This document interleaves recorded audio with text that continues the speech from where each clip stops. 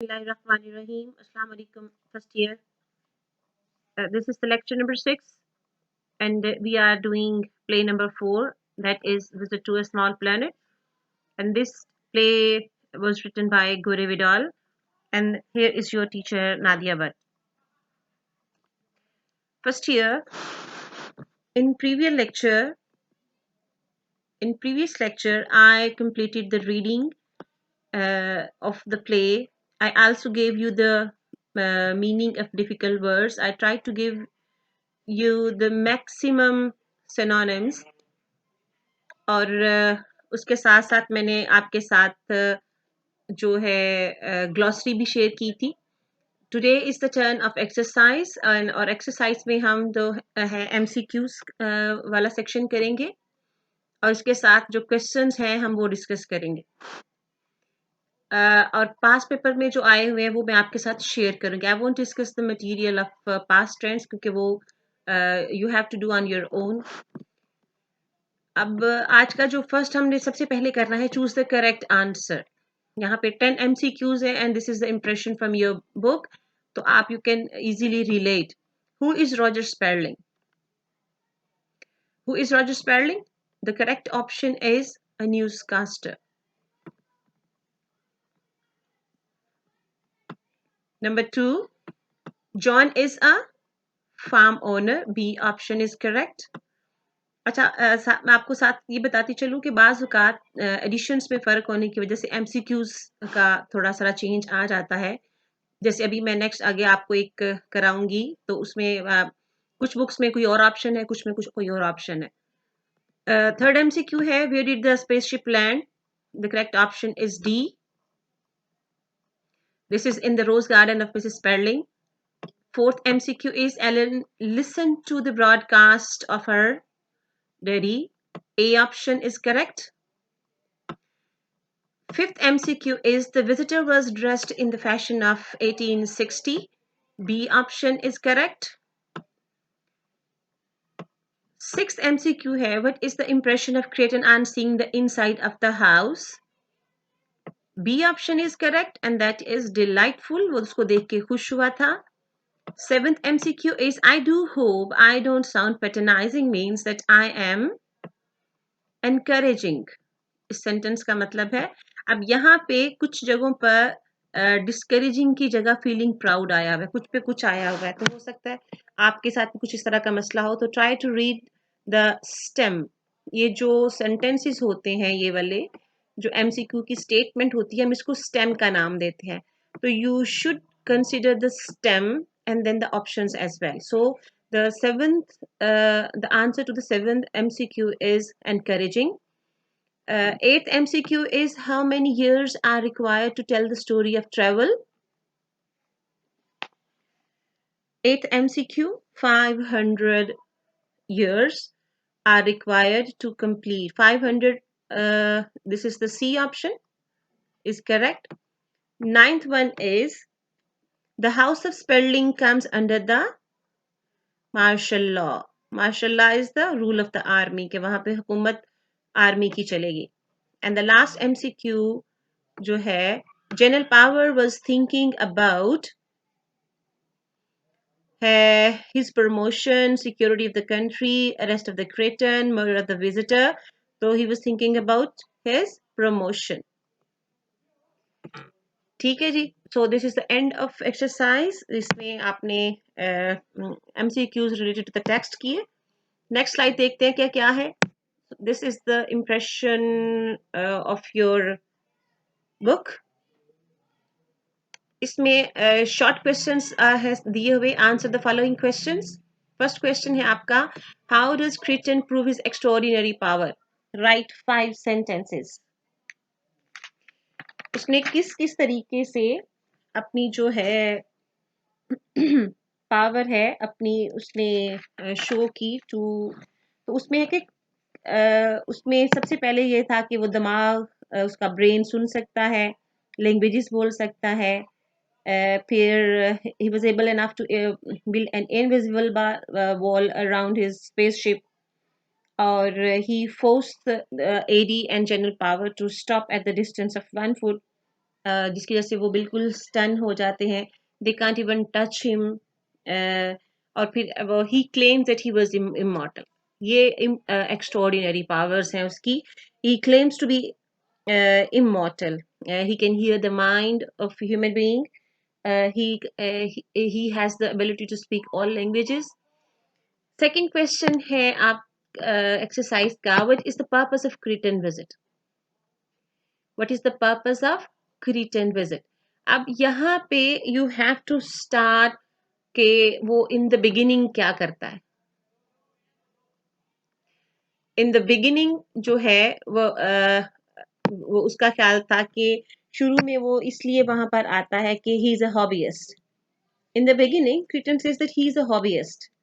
He loves to get about. He loves to do the research about the human being of Earth. शुरू शुरू में वो ये कहता है. लेकिन in the end ये आपने दोनों चीजें लिखनी है. In the end पहले आपने एक पॉइंट बनाना है कि in the beginning, और फिर आपने बताना है in the end. वो कहता है कि जी he also tells that he has come to take the charge of the whole world. और एंड पे वो अपना वो प्लान चेंज कर देता है. ये दोनों चीजें आपने लिखनी है, in the beginning and in the end. Third question is how much advanced is the civilisation of the Kriton than that of the earth. अब सिविलाइजेशन दोनों में बहुत फर्क है. शुरू में वो क्लेम करता है कि civilisation of the earth planet is just in the beginning. अभी उसका बिल्कुल स्टार्ट है. He claimed that he was much more civilized, that they are more that they are scientifically more advanced. वो इसके साथ क्लेम करता है कि दे आर इमॉर्टल. वो ये भी कहता है दे लर्न लैंग्वेजेस फास्ट. और भी दो तीन पॉइंट आप इसमें ऐड कर सकते हैं. Fourth question is can the people of the earth compete with those of the Cretan? No. The people of the earth cannot compete with those of the Cretan. इसमें आप लिख सकते हैं कि they cannot compete with the people of Cretan in terms of the knowledge, science and technology. They cannot even touch them. The earth people cannot even touch the Cretan people. या Cretan आप कह सकते हो. They earth people are slave to their mind, जबकि वो दूसरे बहुत ही ज्यादा आजाद हैं. They are free to do anything. Fifth question is how damaging is violence in life? How damaging is violence in the life? इसमें दो तीन चार आप पॉइंट्स लिख सकते हैं कि it can deprive others of their right. Violence can deprive others from their right. इसके अलावा आप कह सकते हैं कि जो है ना violence disturbs peace and give rise to enmity कह सकते हैं. और उसके बाद it creates a sense of insecurity. और इस तरह का जो मटेरियल है आप उसमें ऐड कर सकते हैं. It disturbs peace and give rise to enmity. ये मैं पहले भी बोल चुकी हूँ. नेक्स्ट इज सिक्स क्वेश्चन है आपका. What type of life do you foresee in the year 5000? आप इसमें आप बहुत सारी चीजें लिख सकते हैं. अनइमेजिनेबल, बल्कि जो आप इमेजिन कर सकते हैं आप वो लिख सकते हैं कि in the year 5000 we can foresee a life occupied by machine. ठीक है. You can have a match on the Mars. ये लिख सकते हैं. इसके अलावा अगर हम थोड़ा सा ह्यूमैनिटी की तरफ आए तो हम कहेंगे कि the world without war and terrorism भी आप उसमें लिख सकते हैं. और man will man might become immortal in the year 5000. Next question is seventh question है आपका. How impressive were the morals of Cretan? How impressive were the morals of Cretan? Cretan was very polite basically. आप लिख सकते हैं कि throughout the play Cretan was very polite. He showed courtesy, tolerance, patience. और फिर in contrast to जो general power है ही behaved much better. किस तरह कि they wanted to destroy his ship, तो लेकिन but he very politely and courteously saved his spaceship without creating any disturbance. वो खड़े खड़े अपने वो शिप को जो स्पेस शिप है उसको कर लेता है, और फिर वो he was much more control, he has much better control over his emotions, और वो बिल्कुल फ्यूरियसली रिएक्ट नहीं करता. He remained cool and calm throughout the play. Next question है आपका question number 8. What is the role of the general power in the play?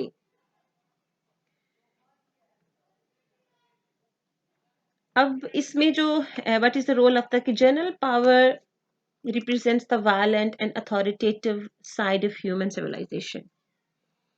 Violent and authoritative side of human nature. बिल्कुल ये बात ठीक है. उसके अलावा आप उसमें ये लिख सकते हैं कि he was an army officer and his duty is to protect his people. He represents the क्या कहते हैं कि आप the guardian of the earth planet भी आप कह सकते हैं. He commands and controls his team and informs the chief of the army.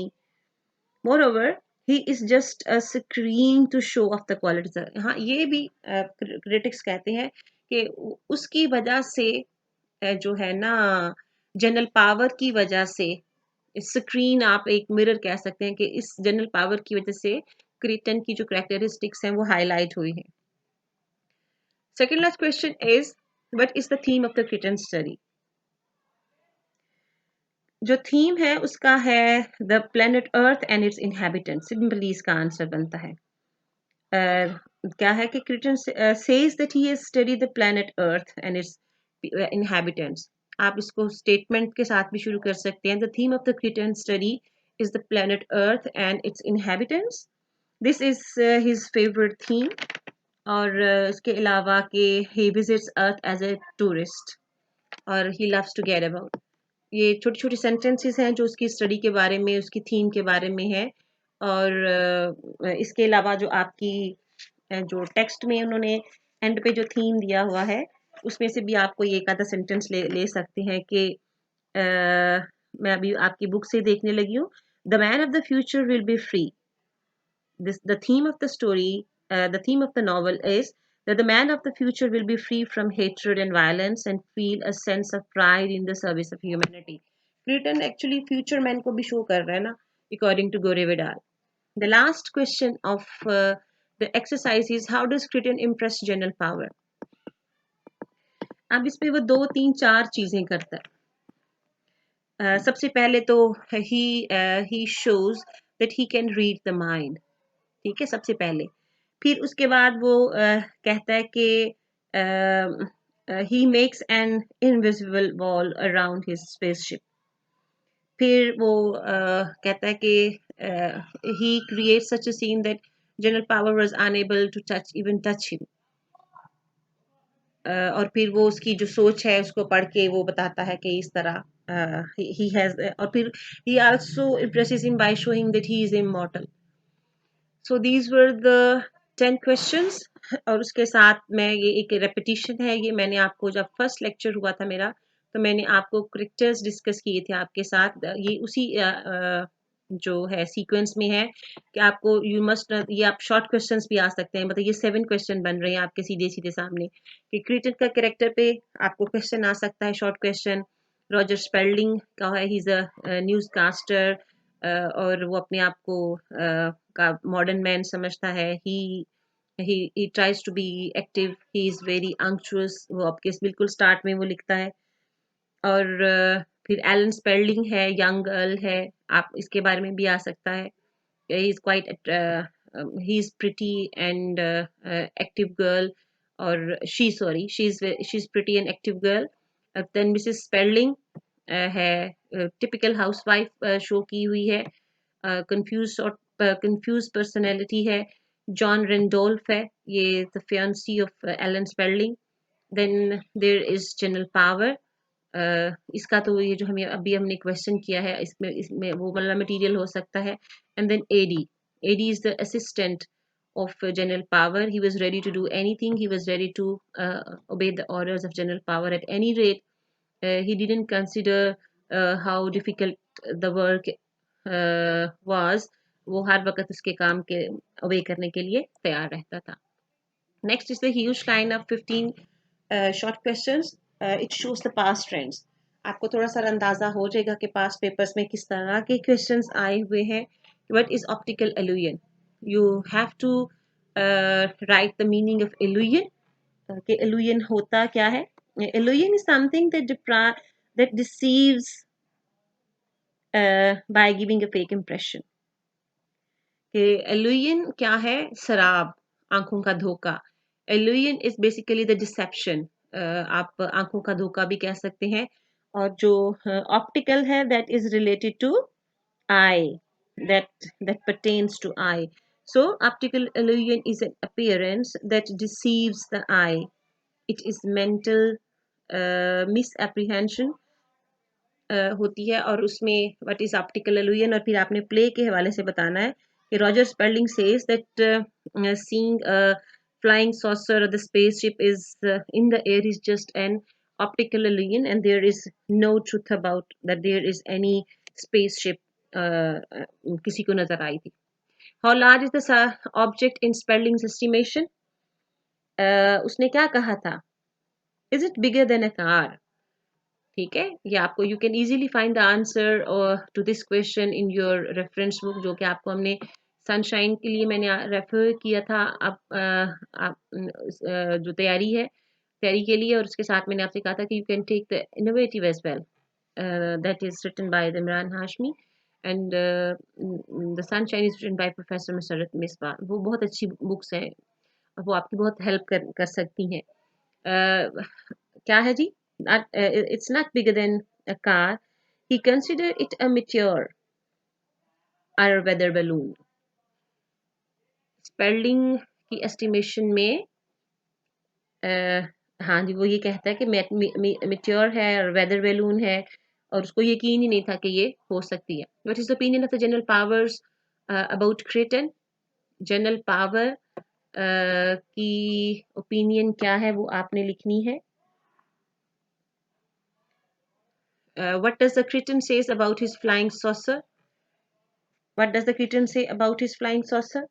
He says that these cars are, हाँ वो अपनी कहता है कि ये हमारी जो कार्स है हमारे मुल्क में बहुत ज़्यादा आम है, और उसको पहले कभी he knew the function of its function of the car कि वो किस तरह काम करती है, लेकिन अब कहता है कि no, he has forgotten. He knew the operational system, लेकिन अब कहता है मुझे नहीं पता. What does fifth question is, why does Mr. Sperling hate John? वो जॉन को नापसंद क्यों करता था? Because he believes that John is everything except hardworking, ambitious man.